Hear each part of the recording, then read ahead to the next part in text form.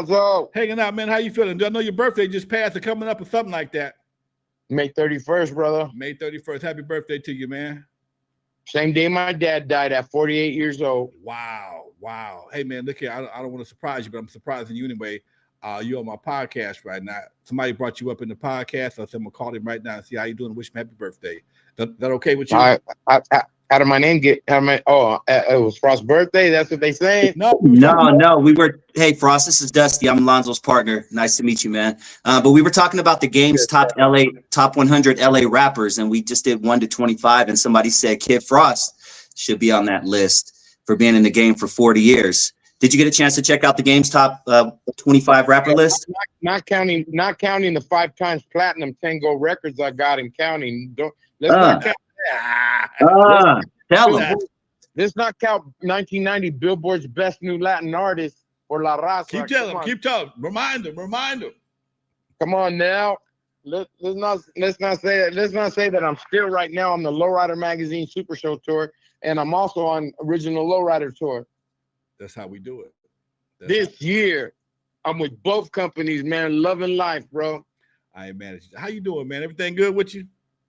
Lonzo, man, I think about you every other day, brother. You have no idea, man. Ever since you plant that idea of the book, man, you got to help me get this book off, man. I really want to tell my story, bro. I really do, man. I can show you. It's very unique, man. The whole thing of process is very unique, bro. Now from the first early starts with Tommy Arenas on KGLH 102.3 to, man, I want to tell this story, bro. I really do. All right, man. Your number's been verified. I will call you back after we get doing this right here, and we're gonna put you on the right path to get your story told. Lonzo. Now you know what? Now, people don't realize me and Frost go back 40 years. Yeah, Frost. You have a few minutes to talk with us. DJ Yellow was the first DJ that scratched on my first single, Rough Cut, in 1983 on Electro Beat Records with Ice-T. I drew the label. And I drew the original Playboy Bunny. Wow. I drew the logo for JDC Records for Peebo and them when Peebo jumped in with Dave Storrs. Remember that? Yeah. With Dave Storrs. Yeah. We used to go to San Pedro to JDC Records, and they'd have all the vinyl, all the 12 inches for the DJs to spin. Come on, man. That's my spot, man. Me and Frost go back.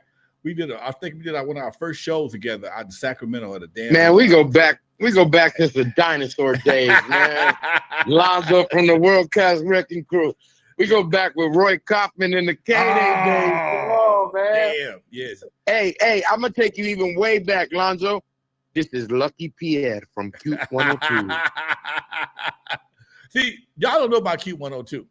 Y'all know about Cute 102.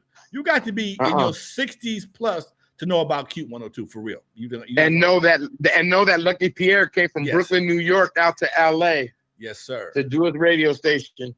So Frost, everything good? Rest in peace to Lucky, boy. You remember Lucky, man? God damn.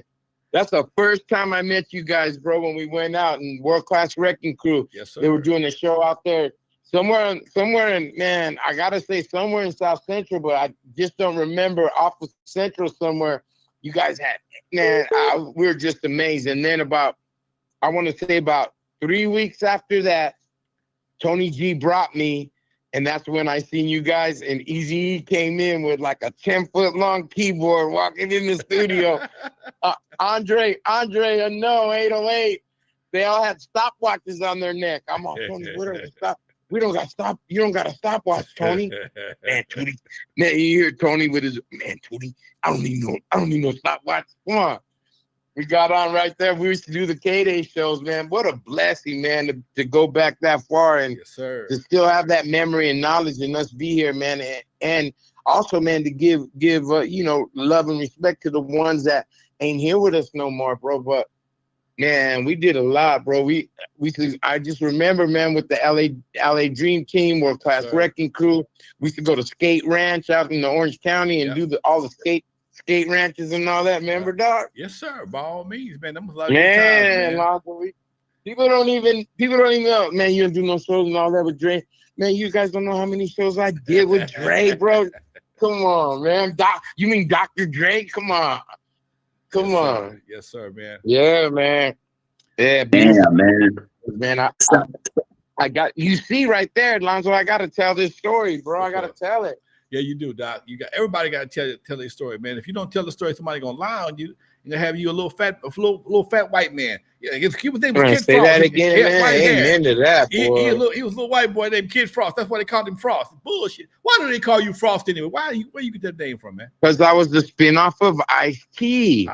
Kid Frost. We were the Evil 3 MCs with me, Henji, Evil Lee, and then who am I gonna be, man? You're the Nino de Nieve. You're gonna be Kid Frost, and that's how it all started. Wow. Ice Cube, Kid Frost, Ice-T. Everybody was chilly back then, and you wanted to be the coldest, bro. I ain't mad at you, Doc. Hey, Frost, can I ask you a question? For sure. Yeah. You know, there's been this argument lately, and I know you've commented on it in the past, and Alonzo and I have talked about it in the past as well. And Alonzo has agreed that if it wasn't for Latinos, that hip hop, especially West Coast hip hop, the artists that we grew up listening to probably wouldn't have been as successful as they are. What do you think when people call Latinos Mexicans help make Ice Cube platinum, bro? Talk to us. Help make Snoop platinum, man. See, when they talk about the hip hop separation and the Boricuas and Cubanos in New York and all that, we got to say that they were really there, man. Charlie Chase, Tito T, all that, the Fantastic Five, Whip, those Latigos, all those are Latinos. So that's their argument. You got to understand, on the West Coast, we absorbed everything after. A lot of the people that jumped in on the West Coast jumped in after Beat Street and breaking. You understand? So our camaraderie on the West Coast, how we took hip hop was different. We wasn't never separating us from black and brown. And Ice-T could have picked anybody to bring in on that label on Electric Beat, and he brought on a little Mexican. Go Google right now if you guys want to see the picture. Google Kid Frost, Ice-T, Electric Beat Records. You'll see Henji and Evil Lee. Man, everybody will look at them and see them, and then they would turn around speaking perfect Spanish. Yes, sir. Not even understanding that they're these black dudes, how they speak. Man, come on, man. They're from Honduras, bro. These are Latinos you're talking about, bro. And that's the origin of a birth of us. Since I started with the graffiti end of it, when I came out of the Army in 1982 is when I first got in hip hop. By 1 year, I was already on Electro Beat with my first single. 1985, we put out Terminator. We were out there battling and we were doing all the Church's Chickens grand openings in LA. Not only that, we were already opening up at all the high schools for the Fat Boys, Run DMC. Come on, Lonzo, you remember all that, bro. All that. We were at Locke, Cathedral. We were at all the high schools, bro. And we were the opening acts for the Fat Boys, all that, bro. And then they would do the shows in LA, and we would get to go backstage, and then we would go, man, to the Olympic Auditorium, which is the church now. We would go there with K-Day, with Roy. Man, that was the first time that I got introduced to even getting paid. I didn't even know we were getting paid. At the end of the show with the K-Day guys, remember they come out with the little, tell me this, Lonzo, with the little white envope. Yeah, the white envelope. Yep. What much in there? Even if it was 70, man, it was like $75, bro. You don't even know, bro. $75. That to me back then, bro, 1984 fight. Come on, man. I already knew I was niche, man. I knew after that I had to go work in construction. After that, I was gonna join the CCC, and I was gonna be a fireman, bro. I worked on went to Angels Camp, worked on the Sacramento Fire. I came back home, and that Friday, Tony called, man, Tootie, what are you doing? Man, Tony, I just got back, man. I'm about to go. I'm about to be a fireman, bro. I'm about to go to fire crew camp. I'm about to be a real certified fireman. No, you ain't, Tootie. I just got with this guy, Maury Alexander. I want you to come to my house. So, man, I'm in Moreno Valley, bro. I get on my motorcycle and I smash out to go see Antonio Gonzalez at the world famous G spot in El Monte. And so, man, I go over there, man. At that time, he had a little record store called Spin It, man. And I'm telling you, man, after that, bro, I just didn't look back. He threw me La Raza. I was like, what is this, bro? It had that beat. But at that time, we weren't rapping like that. We were rapping real fast and real cool. So, man, I'm telling you, man, I came back. Tony gave me, he goes, get out of here, Tootie. He gave me the tape. Tony's voice. You got him down pat. Oh, yeah, that's my brother, man. Tony used to come sit his sister was at my grandma's house and played. And that's come on, him and Julio. Come on, man. Come on now. To this day, Tony just shot me tracks last week. Oh, no shit. Brand new ones. Yeah, man, he's doing all that industry group, all them Soldies, Mariah Avila, and Tony's the man behind the drums and the sound of all that old Soldie stuff right now. Okay. All that industry music group. Tony's doing all that right now. So dope. Yeah, so anyway, man, after that, he gave me La Raza, man. I went home. I had the Fuel magazine. It was the opposite of the Lowrider magazine. Okay. I pulled it out of my back pocket, and that Fuel, I just seen it right there. And I just went in. I had the music on the beat up. Just started playing it right there, man. Doom, doom, doom, Fuel. It was primitive as hell, man. And after that, man, we went to Wildcat Studios right there off of Fairfax. And then we dropped the original demo for that shit. And within an hour, they were giving it to Maury. And at that same time, he was shopping the Booyah Tribe, us, and Mellow Man Ace. Right. So the Booyah Tribe got signed first to Island. I got in a little bit of trouble. And I was out there at Quasi Lake out there in Ontario. I had to do community service hours with the Booyah Tribe tape. And then they called me. They got a hold of me at my house. And they called me and they said, Mellow just got signed to Capitol with Mentirosa. So I was like, what's up? What's up? And then they call me and they tell me, hey, man, Jeff Eroff, the president of Virgin Records, calls me on the phone and he goes, I really am enjoying this song, but can you please tell me who this La Rosa person is? And I was all, nah, it's La Raza, like the race, our people. And they were like, man, can you come in the office? And I came in there after a construction meeting, bro. Look, he goes, man, I want to sign you for a deal right here on Virgin. I'll give you $250,000 right now. And he said, but look, he see me, I walked in dressed, but he goes, man, I'm going to give you a present. And he goes, I'm going to cut you a check right here for $3,000 for you to go get your wardrobe and your gear up. Wow. And that's how I got signed to Virgin, bro. Man. Yeah. That story got to be told, man. That story got to be told. Hell yeah, man. I'm glad you're telling it with us right now. Hey, man, look here. He's going? Last time we kicked it, you was dealing with some things. You all right? You sound good. I'm called. Oh, to run up? To go up? All right. Hey, man, I got to go to Full with the Chat. I'm in Vegas right now, man. Go ahead. Do your thing, man. I got a meeting with the owners of, I'm on the radio, man, on 103.1 out here in Las Vegas, Nevada. Boy, your boy has the Cruising with Frost show, and I'm on 104.3 out there in Albuquerque, New Mexico, man. It's called Cruising with Frost every 2 hours. I'm playing everybody, all of us, all day long, bro. Drop lovers when you get a chance, too. Go get your money, man. We'll holler later. Happy birthday, Doc. I got a link. Come on, man. Come on, Lonzo. Happy birthday. Back, man. I got to get this Libro started, man. Go get your money. Go get your money. Yes, sir. Much love, baby. Yes. We out. Peace. All right, folks. You got it live. Kid Frost. Impromptu. Who else does it like that? Who else? Ain't nobody else gonna do it like that, folks. Not another channel on this goddamn on YouTube gonna bring it to you. Spontaneous, just out the phone book. I got receipts, baby. I got receipts. Hell yeah. Hey, I'm gonna log out and log back in. It looks like I'm stuck, so I'll give me like 1 minute. I'll be right back, guys. Pros. Hey, folks, you alive with Lonzo, Godfather of West Coast hip hop. You just heard from my man Kid Frost, one of my oldest hip hop partners. We go back to the early 80s, maybe 84, 85, man, 83. That sounds like 83. One of the coolest cats you ever want to meet. We just did Sacramento a couple years ago. He was definitely there representing Latino rappers on our 50th anniversary of hip hop, and we've been super cool ever since, folks. As you can see, the love is always there. He's still doing this thing. Let me get Dusty over here. There you go, Doc. We back. You good? You good? There we go. All the technology problems today, huh? Man, I don't know what it is. I paid my. Did you get some rain earlier? The weather got crazy for like 2 hours, man. We got to have some hurricane shit over here.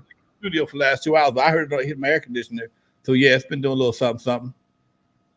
Woo! That's probably what it is. So, yeah, man, that was great. Yeah, like you said, who else can do it like that on YouTube, man? Anybody who knows like that? I don't care who you are. How many followers you got? You ain't gonna call nobody, and they're gonna answer the phone. Okay, they're gonna answer the phone. Facts. So Yep. All right. Well, we're halfway through. I'm gonna remind everybody to hit that like button if you haven't already. You see what you got just a glimpse of what you get on this channel. And if you like that, make sure you hit that subscribe button, and please tell a friend, share the show, check out some of our archives. We have some really great interviews right here on this channel, N.W.A. Stories with Alonzo. I'm Dusty Vision. That is my dude, Alonzo Williams. You want to keep it pushing, Alonzo, or did our other, because that wasn't even our special guest. That was just a surprise. That was just a dial up, just a check. Make sure he all right for his birthday. Before we do that, we got to show Marlon some love, man. Marlon dropped some in the Yeah, thank you, Marlon, for dropping that $19.99, man. Really appreciate you. Much love. Hope you have a great time in Hawaii. Must be. One of my boys called me from Jamaica today. Marlon finna go to Hawaii. I got to go someplace. Man. Yeah. Have you ever been overseas, Lance? Oh yeah, I've been to England. I haven't been. I've been all around the world. Back in the day, man. I haven't done anything in a while. I was just talking about that today. I hadn't been any. I met recently. Not lately, no. But I got a fresh passport. Ain't got a stamp in it nowhere. But I'm gonna fix that shortly. Give me some time. Do that. Let's continue. And let's keep it pushing, man. So yes, let's see. Boom, boom, boom. You got to tell us about the Performing for Church's Chicken grand openings. I don't think we ever heard that. Man, back in the day, working with K-Day, dude, we was K-Day's pets. I mean, we was just the homies. Whenever they had anything going on, a grocery store opening up, we opened up one time for the marathon and chicken spots, whatever K-Day was doing. Rory Kaufman was the community liaison for 1580 K-Day. Real cool brother. He's up in Sacramento now. He works for Congressman right now. And anything K-Day was promoting, they would bring us out and we do our show right there in the parking lot. They'd bring a little stage out. Most of the time, they bring out a stage and we do our shit, man. Surgery juice, and then we do all the noon dances. K-Day had a big, teen following, so we do all the noon dances, and between me, Frost, Tony G, and sometimes the Dream Team, we'd all be out there doing our thing, man. And that's how they played our records. That was our payola. Okay. Now you said, I'm sorry, Frost mentioned Q103. You said you got to be in your 60s at least to know Q103. What can you tell us about Q103? Q102, Q102, KUTE. It was the baddest station around for a long time. It was a FM. It was an FM station.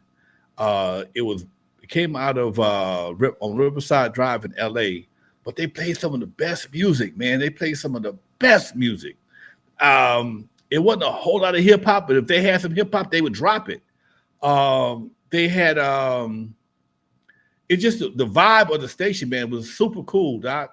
Later we had KACE. That was KH. That was Willie Davis's station.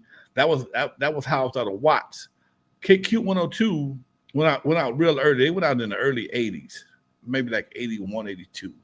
And dude, we was hurt because that station just had it was like KGL, it was like a R&B version of the Wave, but it was played the best, the Ashford and Simpson and the Motown stuff, the Tina Marie stuff, the stuff that just put you in a good mood, man. It was just a hell of a vibe. And I didn't buy any advertising from them. I was still dealing with K-Day because they was owned by the same. They were housed in the same studio as KGFJ, but they had a different signal. But it just was a super cool station, man. Like I said, KA's came in right behind them and kind of copied their same format.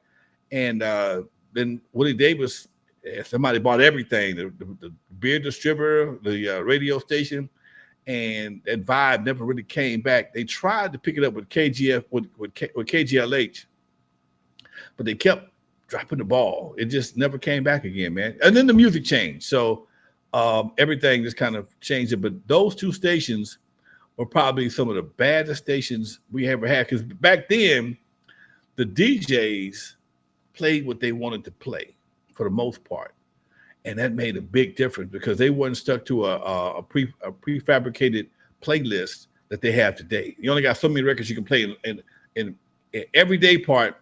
You got so many records you can choose from. You know what I'm saying? Back then, you could grab the album and drop something on my album cover from Michael Henderson or somebody that, you know, that just was, they just set a vibe. They was programming. They were DJs back then were programmers. The program director was around, but the DJs programmed their own sets. That made a big difference. Okay. Now, we've heard the name before on our show, but since Frost mentioned it, I figured I'd ask, tell us about Maury Alexander. Maury Alexander was Jerry Heller's partner. Their company was called Heller Alexander Heller.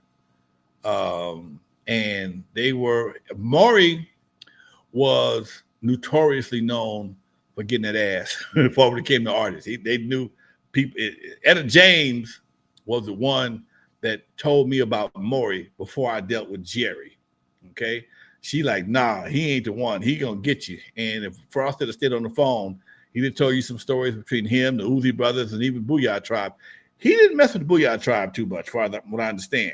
You ever see the Booyah Tribe? Of course, not too many people mess. Not too many people mess with them. The Booyah Tribe, them some big son of a guns, and they love some Wrecking Crew, man. They out of Carson, they love the Wrecking Crew, dude.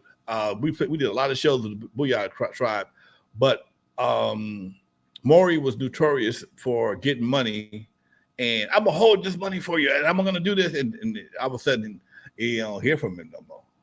I got a few stories between Frost, my boy Will Rock from the Uzi brothers, not to mention I think even Mellow had a couple of issues with Maury, but you know we're not going to dwell on the negative. He's gone now, but I was warned against dealing with him by Etta. I was warned against dealing with Jerry Heller because him and Maury was partners.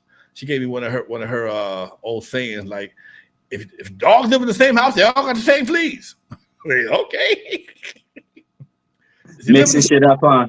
Yeah. Dogs of a feather flock, lay down. Yeah. So that's why I chose to go with Maury. Maury also had LA Dream Team. That's why I went with Jerry.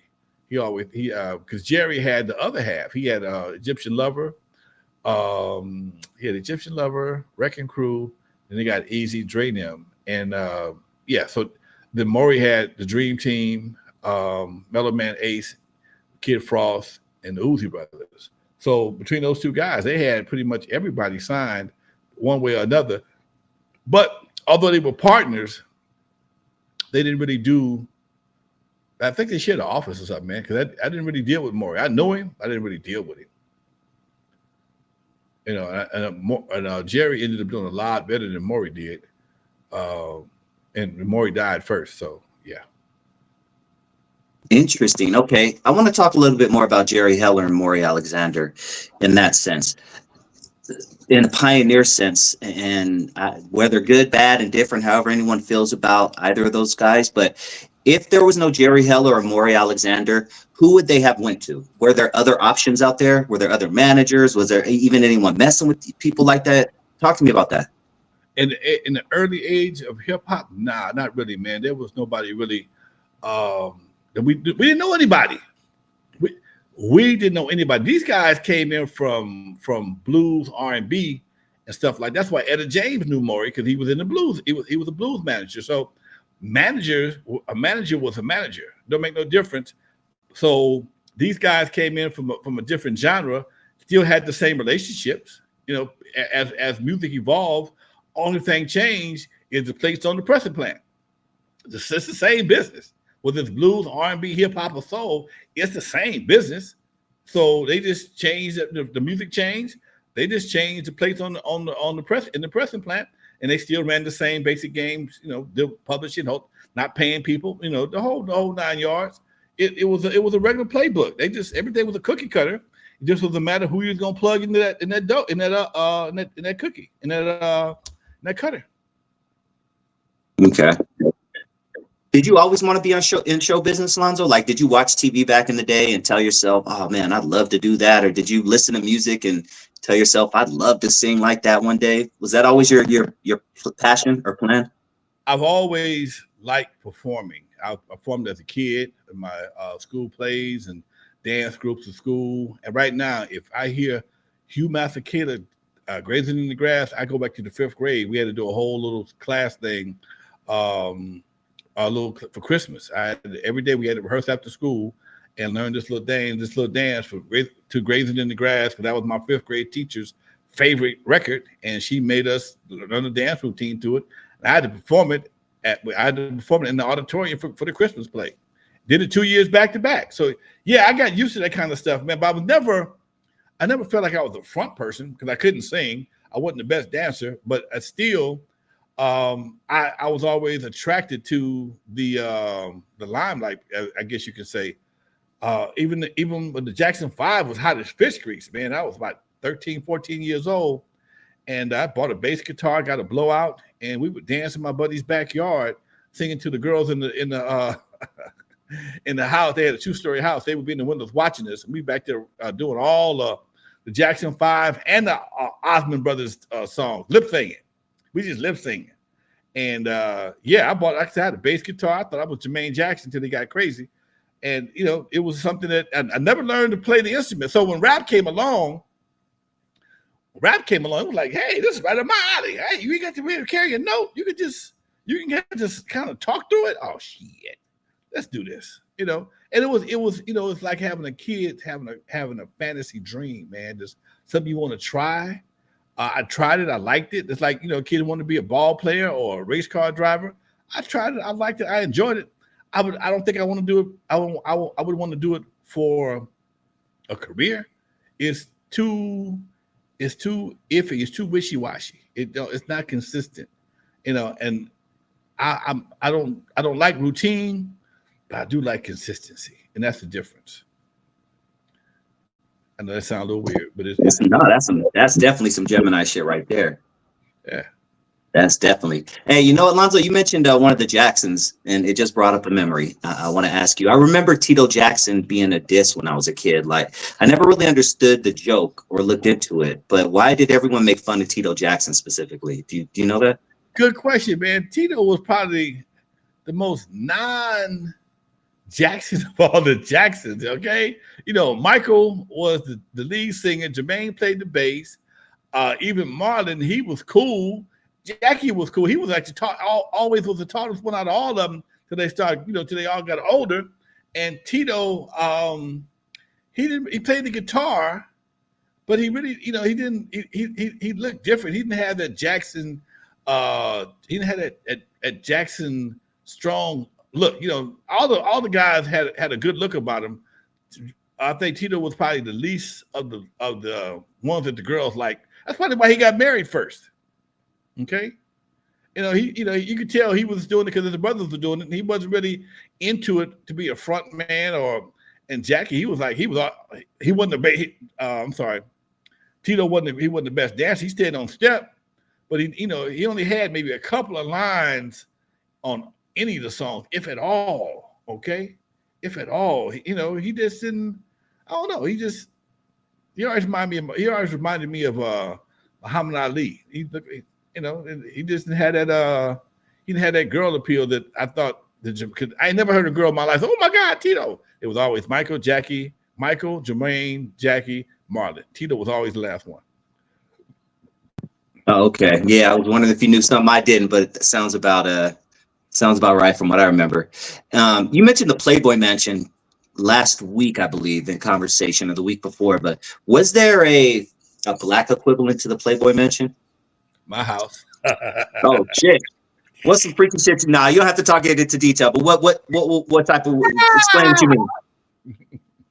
Man, we for the 90s to be a young black dude with a nice sized house. I had above ground pool. I didn't have my pool wasn't even in the ground. It was above ground pool. I had a jacuzzi. I had a recording studio. I wasn't married. I didn't have no kids at the house. My daughter, she come by, and she was older. She was about maybe 12 or 13. She was in her teens. She come by from time to time, and she'd leave immediately. Oh, hell no, Daddy, y'all having too much fun over here. And it just, because we got the hottest things in Los Angeles. Uncle Jam's Army, they never had a pad to call their own. This is our headquarters. My house was the headquarters. On a Friday night, everybody had a room. Okay, on the weekends, it'd be a big old pool party over here. It was just, and here's the crazy part: a lot of the times with the pool party might have been post was it post trade them? Because it was post trade them because the hottest records back then was the Death Row Greatest Hits. So yeah, that was post trade them. So but even before I got the above ground pool, I always had a jacuzzi. So that was a big deal to have a jacuzzi back then, man. It'd be bubbles and fun. I'm gonna leave it like that all the time. Doc, Shakespeare, Yella, all of us. We always had a good time at Lonzo House. It was always 25, 30 people here sometimes, depending on what we was doing. I wouldn't even be here sometimes. Most of I wouldn't even be here. Come home, I got a house full of people. It was just that kind of vibe. And that's when Rose and D was here. So Rose kind of kept things intact in the house, and Drake kept things intact in the studio. I didn't have to be here and then when I did get here, it was just another level of fun. There you go. Someone mentioned the Cotton Club. Did you ever visit the Cotton Club? The Cotton Club in Vegas? I don't know. Yeah, they just said the Cotton. Do you remember the Cotton Club? Let us know, Tyree, what you mean. We played the Moulin Rouge in Vegas. I don't know about the Cotton Club. Cotton Club might have been in New York. I'm not sure. Okay. They have one in LA. That's for damn sure.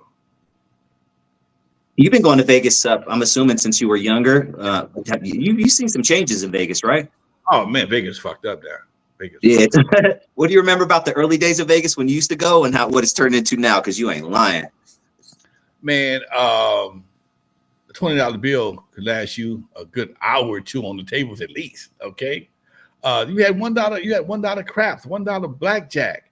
They brought you, as long as you sat at the table, they brought you alcohol or whatever you wanted. If you got home, food was never an issue. You had $3 T-bone steaks, man. $3 T-bone steaks. We're not talking about no punk ass steaks. I always hung downtown. That was the Fremont Street. Before it was Fremont Street was always my spot. Okay. It was always cheaper to hang down there for our hotel rooms, and the tables were a lot looser. The slot machines were a lot looser. The vibe was a lot different. Before they even built all the screens at the top, that was my spot. My daddy turned me on to Fremont Street. He called it downtown back then. It wasn't Fremont Street yet. And it just was a lot more friendly. Me and Unknown, tell you a quick story. We got time. Me and Unknown and one of his partners caught a bus to Vegas. We had about $300 a piece. And we get to Vegas first thing in the morning, about 7:30 in the morning, took the overnight bus. We didn't take a change of clothes. All we had was little bags so we can brush our teeth and put some deodorant on. That was it. We bought lockers at the bus depot, okay? And we get to Vegas, and as soon as we get there, first thing in the morning, Unknown hit about $150, $200. I hit for another maybe $150, $200. This partner hit. This is before 9 o'clock in the morning. We laughing like Vegas. This is a punk. We're gonna break these fools today, right? Yeah, right. Man, by the time noon came around, they got all their money back and within the hours. My daddy says, hey, man, anytime you go to Vegas, always put a 20 in your shoe. That way, if push comes to shove, you always got some money to get back home with. Well, by the time 3 o'clock came, I was looking for that 20, okay? They had dug off an hour. They dug off an hour. Our asses real deep. Man, we sit at the table. Before I got to the 20, we sit at the table, me, Unknown, and his partner. I got a 20, Unknown got a 19, his partner got a whatever, 19 or whatever. All right, whoever hit, we're gonna get behind them, we're gonna double up the money and try and get us something to eat. Man, that dealer messed around there and pulled a 21 out his ass so smooth, broke us down. All we got is Lonzo's 20, and Unknown them don't know I got the 20. So the bus don't leave until 6. It's about 3 o'clock. We hungry, and we got about 3 hours of nothing to do. So I feed us all, and by the time we get through eating, we go to the bus depot because we walk to the bus depot. We sit there. We got our little bags out of the lockers, and we sitting in the bus depot. We got our bags behind our heads. We kind of laying back. Cops come by. Hey, y'all can't lay like that. They tapped us on the feet with the billy club. We bum. We looking like bum. We looking like straight bum. They tapped on the feet with the billy club. They told us we had to sit up straight. Couldn't lay in the bus depot like that. Hop on the bus. We hungry. By now, we hungry. That little stop they make in halfway through. Barstow or something, Baker. Like that. We had just enough money to buy a Snicker bar, man. We had to cut it in 3 pieces. I ain't lying. We had to cut the Snicker bar into 3 pieces. We made it back to L.A. Unknown's car was parked at the bus depot downtown. This honest God truth. We forgot we had to pay the park. We got no money. We have no money. None. We got ready to leave the parking thing. The guy says, I think it might be $3, something like that. Unknown look at me. I look at him. He looked at his partner. We ain't got no money. We started pulling this. We pulled the seats out of his car looking for change so we could get this guy something. We had to get this dude an IOU to come back and pay him. We were that broke. But we had a ball that day, though, man. We had a ball. We were that damn broke. Barely made it to my house with gas. Yeah, that's a true story. Those are the best stories, man. Those memories. Those are the ones that last a lifetime. Those memories right there, man. We got so broke that day, his friend became a Jehovah's Witness. He said, Jesus ain't work. He said, Muhammad ain't work. He got the watchtower. I ain't doing this. Oh, man. Damn, that's hilarious, dog. I love that shit. Yeah, those are great stories, man. But yeah, you mentioned the tapping on the boot thing. They didn't mess. Now it's just inundated with homeless people, man. Yeah, we looked homeless out there, especially the bus stop. Because back then, man, that's where everybody went. To all the homeless folks, they went to the bums, the hobos, winos, whatever you want to call them. They go down to the bus depot and hang out down there and bum money. And the cop tapped us on the foot with the billy club, man. Yeah. He knew we wasn't bums, but we looked bummish. We had the bum appeal, okay? And he tapped us on the foot. I ain't never been tapped on my foot before like a bum in my life, but if we laughed about that shit all the way back to LA, man. We were so hungry we couldn't even stay awake. We had been up all day. We rolled down there on the bus, gambled all day. And when you hyped up, you don't really sleep in the morning. So, we was tired, but we couldn't go sleep in the bus depot. And even when we got on the doggone bus coming back home, we was hyped up for a minute. Then we were just drained. All we could do was get that Snicker bar, man, and get that keep from eating each other. Shit. Those are the best stories, man. Nowadays, I don't think the average kid would even know what to do, or he probably first thing you do is call the mom and dad come and help me. Back then, we had to figure shit out, right? Had to figure it out, man. My old man told me, he said, all right, go down there you want to. They don't build them rooms by people winning. All right. They don't build them rooms for people winning. Some people are gonna walk away with a little something. But 9 times out of 10, you ain't gonna be one of them. 9 times out of 10, you better not be one of them. Nowadays, they just going for the throat. They don't give a damn. They going for the throat, man. They going straight for the throat. We was talking about Vegas yesterday. I hate resort fees. That's the biggest ripoff. That's some BS right there now. Yeah, that's the biggest ripoff Vegas ever came up with, is resort fees. You got something that you built, but you're gonna charge me to use it, and even if I don't use it, you're gonna charge me to use it. What if I was in the room all week like I have been a few times? I ain't left that room. But again, they lost a lot of money when cell phones came out because they made a lot of money on hotel phones. Oh wow, I didn't even think of that. They lost millions. Ooh, I didn't think of that. Making a phone call from a hotel back in the day was oh man, they had to pay the hotel and AT&T. You had to pay both of them. Making many phone calls I made on the road, shit, man, it cost you $30 a call to pay for 15 minutes. Then they start looking at the airlines, how they was getting people, the baggage fees. How you gonna travel without no clothes? Mm-hmm. It costs more money for my clothes to travel than it do for me to travel. That's some bullshit. But people bought into it. Then I think for me what really put a bad taste in my mouth for Vegas, making people pay to park. And I'm staying in your hotel and I gotta pay you to park my car. Nah, man, I can't do that. Mm-hmm. I can't do that, dude. Y'all want too much, man. And then the minimums is $20 on some tables. Minimum 20. You don't give a brother. What a poor people table at? You know what a mild gambler at? All I want to do is drink. I mean, gamble, play a little blackjack, give me a few shots of tequila, and stagger my butt upstairs. That's the only time you ever gonna see me drunk. You never see me drunk or intoxicated. Mm-hmm. You never see me anywhere except for in Vegas because I'm gonna be in my host hotel. I will not do it any place else. I don't trust them.